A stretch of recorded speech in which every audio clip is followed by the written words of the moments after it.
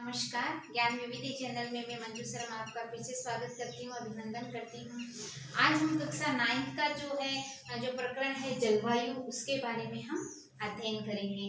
तो उससे जलवायु से पहले जलवायु की बात करें हम, तो उससे पहले हमने जो भारत का जो भौतिक स्वरूप है यानी जो स्थलाकृति है उसके बारे में हमने देखा।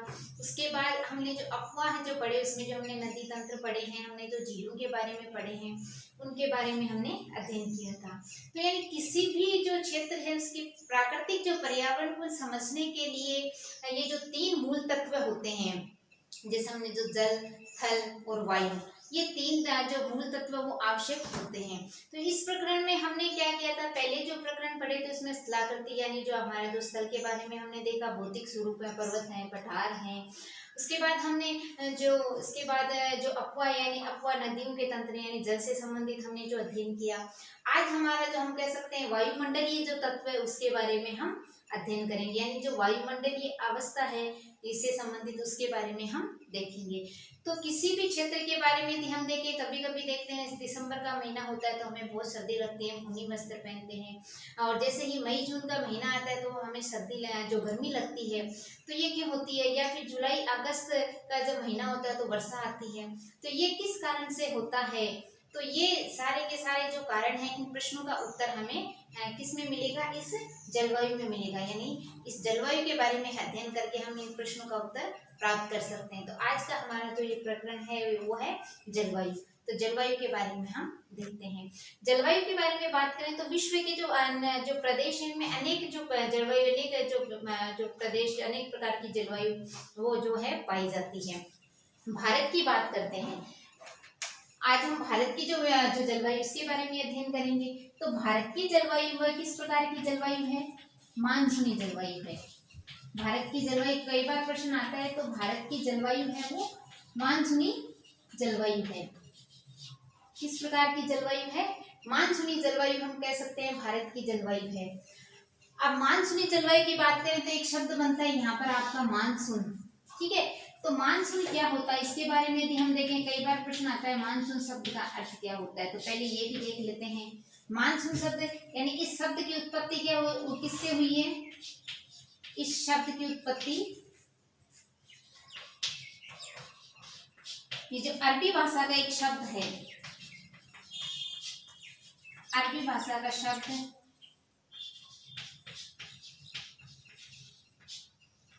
वो है मौसम से हुई है। यानी मानसून शब्द की उत्पत्ति किससे हुई है, अरबी भाषा का शब्द है मौसम। कई बार आता है आपका जो छोटे प्रश्न जो आते हैं इनसे में से आते हैं कि मानसून शब्द का क्या अर्थ है, ये किससे बना हुआ। तो ये अरबी भाषा के शब्द मौसम से बना हुआ है, जिसका अर्थ क्या होता है, मौसम। यानी इसका हम निकालें, मानसून का अर्थ क्या होता है, मौसम होता है। यानी किसी भी यदि हम बात करें तो एक वर्ष में यानी कि जो ऋतु के वायु की दिशा है वो ऋतु के अनुसार परिवर्तन करती है, ये इसके अनुसार ये मानसून बदलता रहता है। अब हम इसके बारे में बात करें, जैसे भारत की जलवायु हम चर्चा कर रहे थे, मानसूनी जलवायु है, तो किस प्रकार की, जैसे इसके तापमान और वर्षण पर भी ये निर्भर करती है।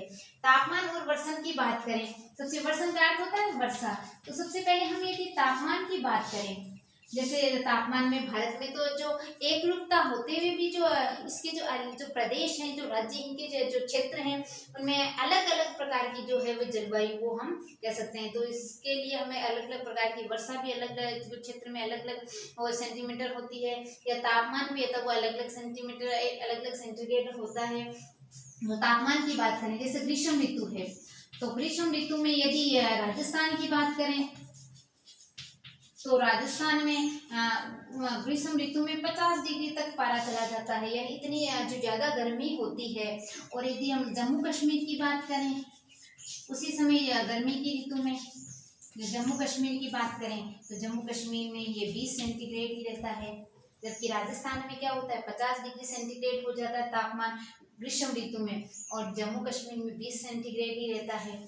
और यदि हम जैसे शीत ऋतु है, शीत ऋतु की बात करें तो जैसे शीत ऋतु है तो शीत ऋतु में जम्मू कश्मीर की बात करें जम्मू कश्मीर में एक जगह है, हम कह सकते हैं द्रास, या हम कह सकते हैं लद्दाख। लद्दाख के पास वहां पर -45 डिग्री जो पारा चला जाता है। जबकि हम दक्षिण की बात करें तो हमारे जो तिरुवनंतपुरम में ये 22 डिग्री ही रहता है।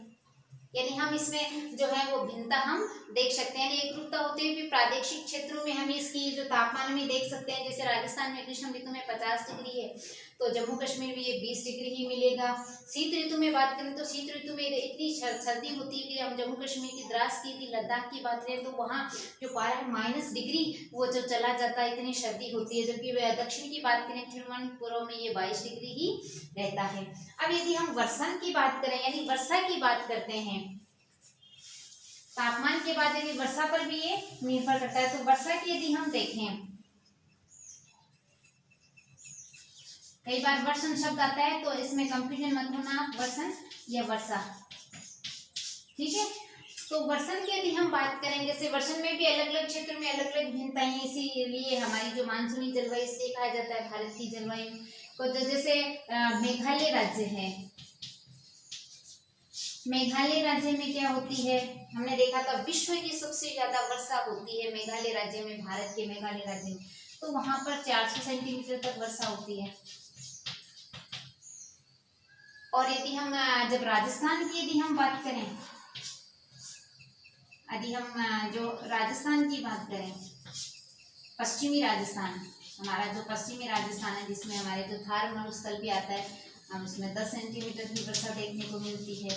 यानी हम देख सकते हैं कितनी भिन्नता आ सकती है भारत में। यानी भारत का ही हिस्से हैं, लेकिन इनमें भी ये प्रादेशिक भिन्नता ये वर्षण में भी देखने को मिलती है। और यदि हम बात करें जैसे कुछ क्षेत्रों में, यानी अधिकांश जो भारत के क्षेत्र है, यानी अधिकांश भाग में, किसके भाग में, भारत के अधिकांश भाग में तो क्या होता है, जून से सितंबर, ध्यान देना, जून से सितंबर में जो वर्षा होती है। जबकि कुछ क्षेत्र होते हैं ऐसे हैं, जैसे उदाहरण दें तमिलनाडु का,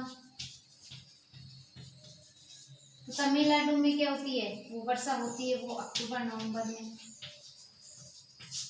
अक्टूबर और नवंबर में हम कह सकते हैं। उस समय तो हमारे जो शीत ऋतु आरंभ होने शुरू हो जाती है, तो उस समय वर्षा होती है। तो यानी अलग अलग क्षेत्र में हम कह सकते हैं जो इसके अलग अलग हैं, जो वो है जो भिन्नताएं हमको देखने को मिलती है, इस पर निर्भर करती है। इसलिए इस भारत की जलवायु को क्या कहा जाता है, मानसूनी जलवायु कहा जाता है। अब हम देखते हैं इस भारत की जलवायु को प्रभावित करने वाले कारक कौन कौन से हैं। ये प्रश्न आपके कई बार आता है प्रश्न, और बहुत बार पूछा भी गया, और कई बार प्रश्न आता है कि भारत की जलवायु को प्रभावित करने वाले कारक, भारत की जलवायु को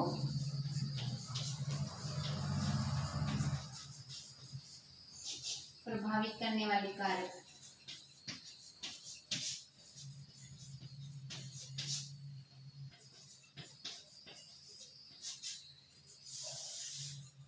इसके बारे में देखते हैं। तो भारत की जो जलवायु को प्रभावित करने वाले कारकों में सबसे पहले यदि हम देखें, यानी बहुत सारे कारक हैं। अक्षांश है, समुद्र से दूरी है, इसकी ऊंचाई है, वायुदाब है, पवने हैं, तो उसके बारे में हम देखते हैं।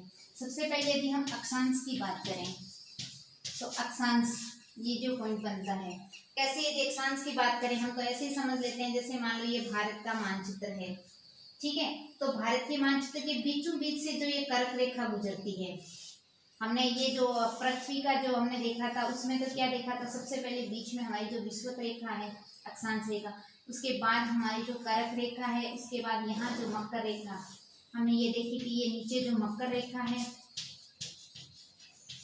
और ये हमने देखी यहाँ पर कर्क रेखा थी, और ये बीच वाली जो कौन सी रेखा देखी थी हमने, विषुवत रेखा देखी, ठीक है, ये विषुवत रेखा देखी। और हमारे यदि हम भारत की बात करें तो हमारा भारत कहाँ पर है, यहाँ पर स्थित है, यहाँ पर यानी उत्तरी पूर्वी गोलार्ध में स्थित है। यानी ये जो उत्तरी गोलार्ध हो गया, और ये आपका दक्षिणी गोलार्ध है।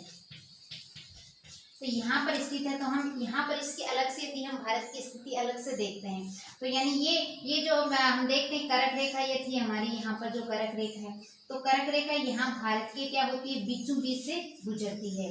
तो ये कहाँ से लेकर यदि बात करें तो जो पश्चिम में, यानी ये हिस्सा कौन सा हो गया, पश्चिम, और ये पूर्व, ये उत्तर और ये दक्षिण का हिस्सा है।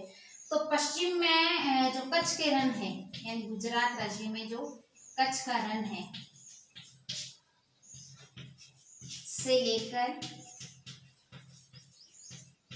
पूर्व में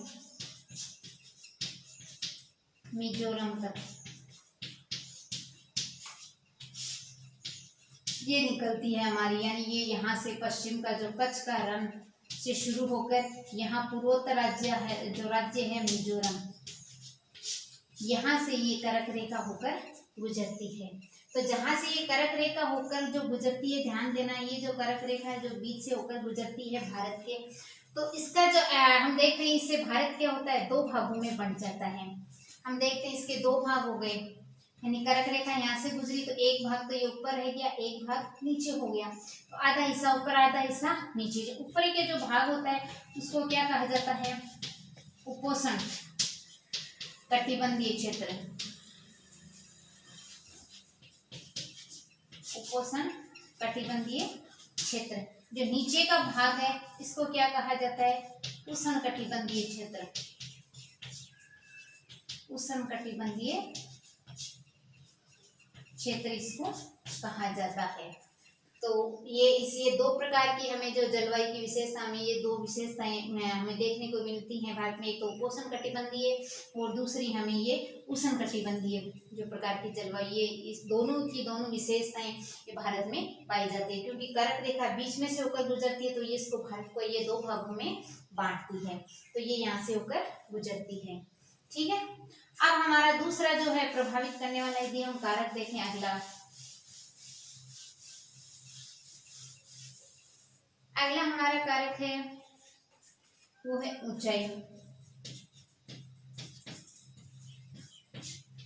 ऊंचाई बात करें तो भारत की सबसे ज्यादा जो है भारत के क्या है, भारत के उत्तर में हिमालय स्थित है।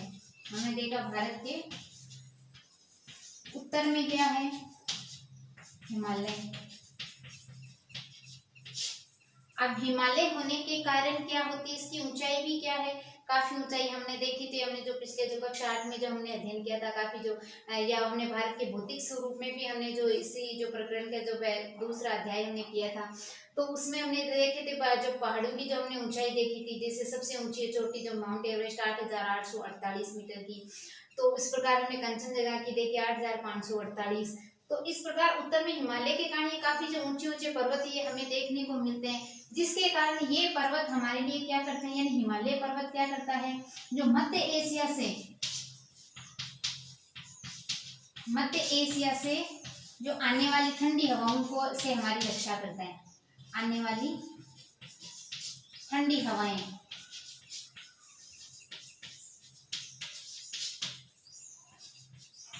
से हमारी रक्षा करता है। इस प्रकार हम देख सकते हैं ये हिमालय के कारण जो मध्य एशिया से जो ठंडी हवाएं आती हैं, जिसके कारण हिमालय इसको रोक देता है, जिसके कारण हमारे यहाँ पर क्या होती है, इतनी ठंड नहीं पड़ती है। जैसे हम देखते हैं साइबेरियन जो रूस है, रूस उधर जो है जो क्षेत्र है, जो देश है, वहाँ सबसे ज्यादा जो कड़ाके की ठंड है वो पड़ती है। लेकिन हमारे यहाँ पर ठंड पड़ती है शीत ऋतु में, दिसंबर और जनवरी के महीने में, लेकिन इतनी ठंड नहीं पड़ती है जितनी हम देख सकते हैं रूस जैसे जो देश है वहाँ पर पड़ती है। क्योंकि हमारे यहाँ जो हिमालय है जो वो क्या करता है, जो ठंडी हवाओं को क्या करता है, वहीं पर ही रोक देता है, जिसके कारण हमारे यहाँ पर उतनी ठंड नहीं पड़ती। इस प्रकार हम कह सकते हैं एक हमारे रक्षक के रूप में ये हिमालय रक्षा करता है। अगली हम देखते हैं इसकी वायुदाब है पवने। वायुदाब व पवनों के बारे में हम देखते हैं।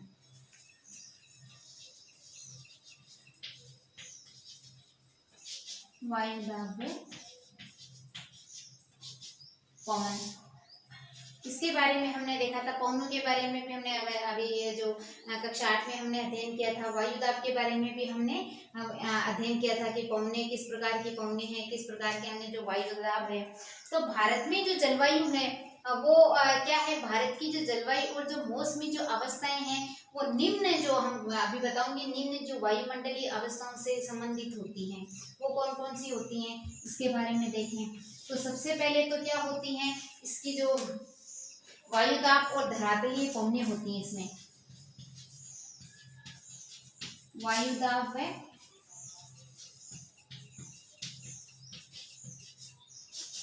धरातलीय पवनें होती हैं। दूसरी इसमें ऊपरी वायु संचरण होता है, वायु परिसंचरण।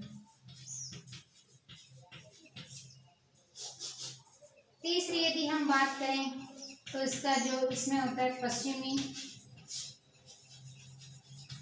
जो चक्रवात विक्षोभ, या हम कह सकते हैं उष्णकटिबंधीय चक्रवात भी, उष्णकटिबंधीय चक्रवात।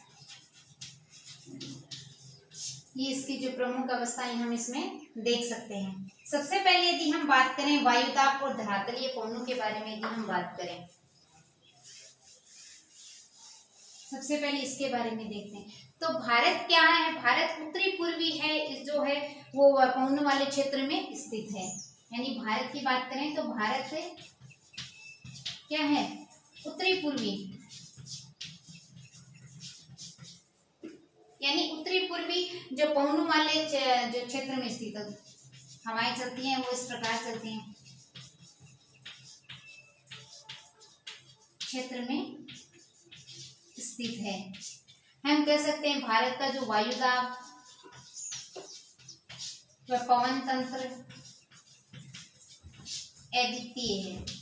यानी हमने अभी पिछले हमने तापमान और वर्षण में भी इसका देखा, तो हम कह सकते हैं इसका वायुदाब और जो पवन तंत्र है वो आती है, हम जो अद्वितीय हम इसको मान सकते हैं। कैसे, जैसे उच्च तापमान की यदि हम बात करें थे, जैसे हिमालय उत्तर में है, तो उत्तर में क्या होता है, हिमालय के कारण क्या होता है, उसमें उच्च दाब होता है। शीत ऋतु में क्या होता है, उच्च दाब होता है। कहाँ पर, हिमालय क्षेत्र में।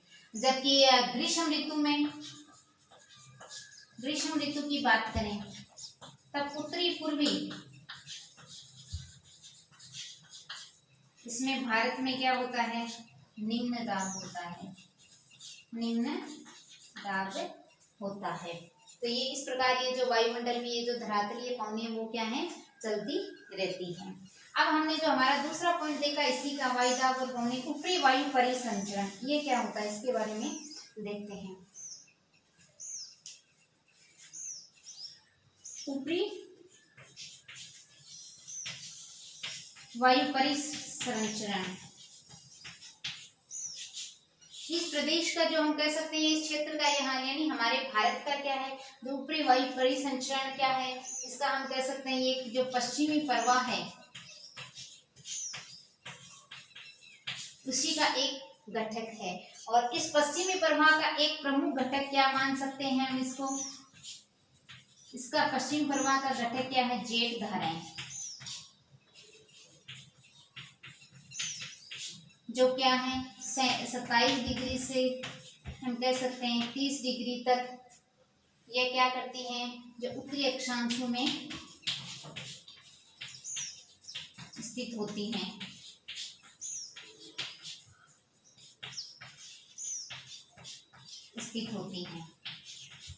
ठीक है। अब इसी की यदि हम बात करें, भारत के संदर्भ में बात करें, तो भारत के संदर्भ में यदि हम ऊपरी वायु परिसंचरण की बात करें, तो भारत में क्या है, ये जो जेट धाराएं हैं वो क्या करती हैं, पूरे यानी भारत में ग्रीष्म ऋतु को छोड़कर, हम कह सकते हैं ग्रीष्म ऋतु को छोड़कर पूरे वर्ष ये क्या करती हैं, ये दक्षिण में प्रवाहित होती है, दक्षिण में प्रवाहित होती हैं। क्या होती हैं, हमने देखा था जेठ धाराएं प्रवाहित होती हैं। तो यानी ग्रीष्म ऋतु के यदि हम छोड़ दें तो ये पूरे वर्ष क्या होती हैं, दक्षिण में प्रवाहित होती रहती हैं, जिसके कारण हम कह सकते हैं जैसे हमारे ये जो पश्चिमी विक्षोभ हैं ये आते हैं, इसके बारे में हम देखेंगे। तो सबसे पहले तो हमने जो देखा था जेठ धाराएं, प्रश्न बनता है आपकी जेठ धाराएं क्या होती है, या जेठ धाराएं किसे कहते हैं, या जेठ धाराएं कहाँ पर स्थित होती है, तो इसके बारे में देखते हैं। प्रश्न बनता है आपका जेठ धाराओं में, तो जेठ धाराएं क्या होती है उसके बारे में देखते हैं।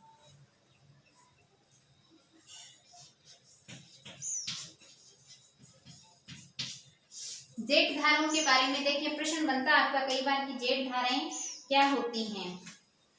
तो ये क्या है, प्रश्न ध्यान देना इसके बारे में। ये संकरी पट्टी में स्थित, बहुत बार पूछा गया ये प्रश्न आपके जो परीक्षा में, संकरी पट्टी में स्थित क्षोभ मंडल में, हमने जो मंडल जो अध्ययन किए थे, हमने जो 7th क्लास में हमने पढ़े थे, जो सारे वायुमंडलीय जो मंडल हैं, क्षोभ मंडल में अत्यधिक ऊंचाई,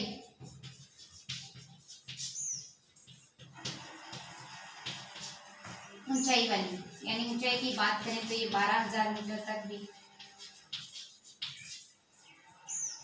वाली पश्चिमी हवाएं हैं।